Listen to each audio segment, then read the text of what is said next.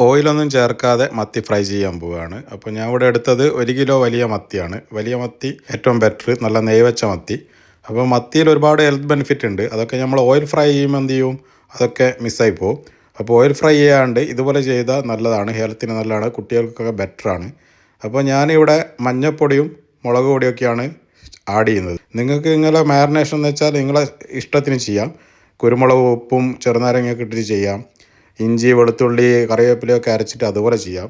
ഞാൻ ചെയ്യുന്നത് വെച്ചാൽ ഉപ്പ്, മഞ്ഞൾ, മുളക്, ചെറുനാരങ്ങ, വെളുത്തുള്ളി മാത്രം മാരിനേഷൻ ചെയ്തിട്ടാണ് വെക്കുക. നിങ്ങൾക്ക് ഇഷ്ടമുള്ള ഏത് തരത്തിലുള്ള മസാലകളും ആഡ് ചെയ്യുക. പക്ഷേ ഒരു കഷ്ണം ചെറുനാരങ്ങയുടെ നീര് എന്തായാലും ഇടുക, ഒരു പകുതി ചെറുനാരങ്ങയുടെ നീര്. അപ്പോൾ കുറച്ചുകൂടിയും മീറ്റെല്ലാം ഒന്ന് സോഫ്റ്റായി വരും. അപ്പോൾ ഒരുപാട് ടൈം എടുക്കില്ല കുക്കാകാൻ വേണ്ടിയിട്ട്. അപ്പോൾ ഇതൊരു അരമണിക്കൂർ ഇങ്ങനെ വെക്കുക. അരമണിക്കൂർ 15 മിനിറ്റ് എന്തായാലും വെക്കണം. എന്നാലാണ് മസാലയൊക്കെ അതിലേക്ക് ഇറങ്ങിച്ചെല്ലും. കാരണം ഇത് ഓയിൽ ഫ്രൈ ചെയ്യാത്തതുകൊണ്ട് തന്നെ നമുക്ക് കുറച്ച് സമയം ഇങ്ങനെ വെച്ച് ഒന്ന് സോഫ്റ്റായി വരണം. ഞാൻ മുഴുവൻ വെളുത്തുള്ളി ഇടുന്നത്, നിങ്ങൾക്ക് പേസ്റ്റ് ആക്കിയിട്ട് ഇടാം. അതൊന്നും ഇവിടുത്തെ വിഷയമല്ല. കാരണം ഓയിൽ ഫ്രീ ആയിട്ട് എങ്ങനെ ഫ്രൈ ചെയ്യാൻ നോക്കുന്നത്. അപ്പോൾ നമുക്കൊരു ഫ്രൈ പാൻ എടുക്കണം. പഴയതാണെങ്കിലും പുതിയതാണെങ്കിലും ഒന്നും ഫ്രൈ പാന് പ്രശ്നമല്ല. ചില ഫ്രൈ പാനിൽ മീൻ ഫ്രൈ ചെയ്യുമ്പോൾ ഇളകി വരില്ല എന്നൊക്കെയുള്ള കംപ്ലൈൻറ്റുള്ള ഫ്രൈ പാനൊക്കെ ഇതിന് ഉപയോഗിക്കുക. കാരണം വാഴയില വെച്ചിട്ടാണ് അതിലാണ് എന്ത് ചെയ്യുന്നത്, മീനിങ്ങനെ നിരത്തി വെക്കുന്നത്. അപ്പം ഈ ഇളകി വരാത്ത പ്രശ്നമൊന്നും ഇതിലുണ്ടാവില്ല. ഇന്നലെ ഓണസദ്യ കഴിച്ച വാഴയില കഴുകി വെച്ചതാണ്. ഇവിടെ വാഴയില കിട്ടാൻ ക്ഷാമമാണ്. അപ്പോൾ ഞാൻ ഇത് എടുത്ത് വെച്ച് കഴുകി വെച്ച് ഇങ്ങനെ ഒരു ഡിഷും കൂടെ ഒരു പ്ലാനിങ് ഉണ്ടായിരുന്നു. അങ്ങനെ മത്തി വാങ്ങിച്ചു, ഇതുപോലെ ഗാർണിഷ് ചെയ്തു. അപ്പോൾ മത്തി ഇങ്ങനെ നിരത്തി വെച്ചതിന് ശേഷം നമ്മൾ എന്ത് ചെയ്യണം, വെളുത്തുള്ളി ഇടണം. വെളുത്തുള്ളി മേലെ ജസ്റ്റ് ഇട്ടിട്ട് മൂടി വെക്കാം. നിങ്ങൾക്ക് ഡ്രൈ ഫ്രൈ വേണ്ടതെന്ന് വെച്ചാൽ മൂടി വെക്കേണ്ട ആവശ്യമില്ല. അങ്ങനെ നമ്മൾ മൊരിച്ചെടുക്കുന്ന ടൈപ്പിലാണെങ്കിൽ മൂടി തീരെ വെക്കണ്ട.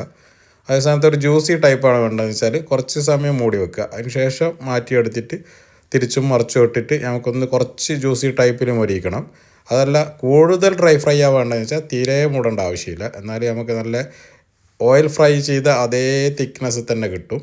ഞാനിപ്പോൾ ഈ കാണിക്കുന്നത് ഒരു ജ്യൂസി ടൈപ്പാണ്. അധികം ഡ്രൈ ഫ്രൈ എനിക്ക് ഇഷ്ടമില്ലാത്തതുകൊണ്ട് ഞാനത് ചെയ്തിട്ടില്ല.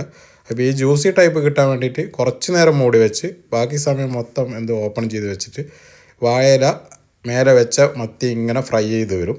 ഫ്രൈ പാനിൽ ഒട്ടും തന്നെ അതിൻ്റെ ഗ്രേവി അങ്ങോട്ടേക്ക് ഇങ്ങോട്ടൊന്നും മിക്സ് ആവില്ല. കറക്റ്റ് ആ വാഴയിലയിൽ തന്നെ നിൽക്കും. വാഴയില ചൂടാകുന്ന നേരം ഈ മീനിന് കവർ ചെയ്ത് അവിടെ നിൽക്കും.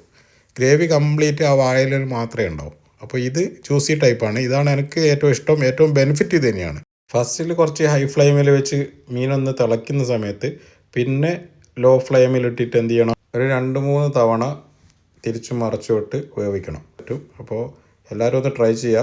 അപ്പോൾ ഇപ്പോഴത്തെ കാലത്ത് ഓയിൽ ഫ്രീ ആയിട്ട് ഒരു മത്തി ഫ്രൈ ചെയ്യാന്ന് വെച്ചാൽ ഒരു സൂപ്പർ സംഭവം തന്നെയാണ് എന്തുകൊണ്ടും. അപ്പോൾ ഹെൽത്തിയാണ്, അതാണ് നമ്മൾ മെയിൻ ടാർഗറ്റ്, ഹെൽത്താണ്.